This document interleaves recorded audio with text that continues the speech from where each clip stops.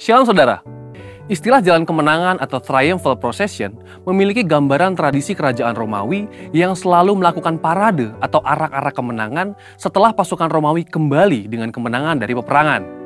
Biasanya, setelah mereka menang perang, sang jenderal akan kembali ke kota Roma dengan gegap gempita dan sorak-sorai, disertai dengan iringan tahanan perang yang nanti akan dihukum mati di kota Roma atau dijadikan budak.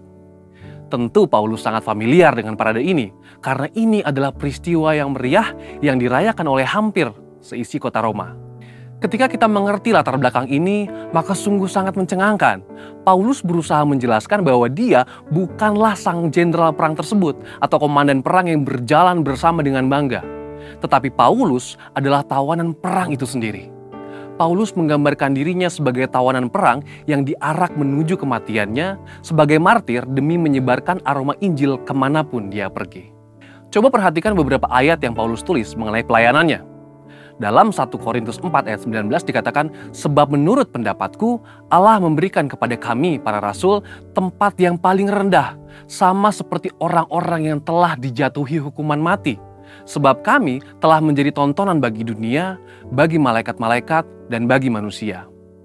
Lalu di dalam 2 Korintus 1 ayat 9 dikatakan, bahkan kami merasa seolah-olah kami telah dijatuhi hukuman mati. Tetapi hal itu terjadi supaya kami jangan menaruh kepercayaan pada diri kami sendiri, tetapi hanya kepada Allah yang membangkitkan orang-orang mati. Juga dalam 2 Korintus 4 ayat 10 dikatakan, kami senantiasa membawa kematian Yesus di dalam tubuh kami, supaya kehidupan Yesus juga menjadi nyata di dalam tubuh kami. Bagaimana kita bisa memahami ayat-ayat yang keras seperti ini? Sesungguhnya, Paulus sedang mengajarkan bahwa jalan kemenangan di dalam kehidupan orang percaya adalah jalan salib. Orang-orang yang mengerti bahwa mengikuti Yesus itu ada harga yang harus dibayar. Dan Yesus sudah memberikan yang terbaik, yaitu nyawanya sendiri, sehingga sudah sepatutnya kita hidup bagi Kristus. Ayat ini mengajak kita untuk merenungkan dan menghidupi penderitaan Kristus ketika Dia memikul salib menggantikan kita. Memang kita tidak bisa menggantikan karya Kristus di kayu salib, tetapi kuasa salib dan pesan kematian Yesus harus selalu hadir dalam kehidupan dan pelayanan kita. Inilah yang Paulus maksudkan ketika dia berkata, dengan perantaraan kami, ia menyebarkan keharuman pengenalan akan Dia di mana-mana. Dengan kata lain, kehidupan kita sebagai pengikut Kristus hendaknya dikenal sebagai orang yang menyebarkan Injil dan kabar baik itu di mana-mana. Lewat hidup kita, orang boleh melihat Kristus dan Injil itu nyata. Paulus pun sudah berbicara di dalam 1 Korintus 1 ayat 17-18, sebab Kristus mengutus aku bukan untuk membaptis, tetapi untuk memberitakan Injil.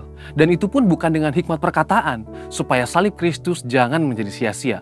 Sebab pemberitaan tentang salib memang adalah kebodohan bagi mereka yang akan binasa.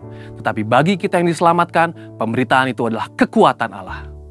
Dari semua penjelasan ini, kita dapat mengambil kesimpulan bahwa kehidupan yang kita jalani sebagai pengikut Kristus, baik itu dalam keadaan suka maupun duka, baik itu dalam keadaan diberkati atau dalam pergumulan, semuanya dapat digunakan sebagai kesaksian bagaimana Kristus bekerja di dalam dan melalui kita.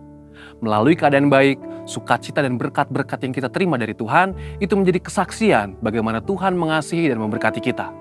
Namun melalui jalan salib yang kita jalani, perjalanan itu menjadi kesaksian bagaimana Kristus setia menjaga, merawat, membela, dan memberi kekuatan serta kemenangan bagi kita. Kehidupan kita sebagai pengikut Kristus dalam menempuh jalan salib itu menjadi bukti akan penyertaan Kristus dan menjadi bukti bahwa mengikut Kristus adalah jalan kemenangan. Saudara, untuk penjelasan lebih lanjut dari tim teologi kami, silakan buka link yang ada di atas atau scan QR Code yang tersedia.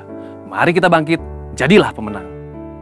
Hey Indonesia, it's Andy, Sam and Josh from Planet Shakers here, and we can't wait to be with you for Planet Shakers Abundance Tour. Friday, the 4th of July, we will be there at Central International Convention Centre in Bogor. It's going to be so amazing because the Planet Shakers band will be there and also Pastor Russell will be speaking. So you know, guys, it's going to be a move of God. So you want to come, you want to position yourself because your miracle is in the making.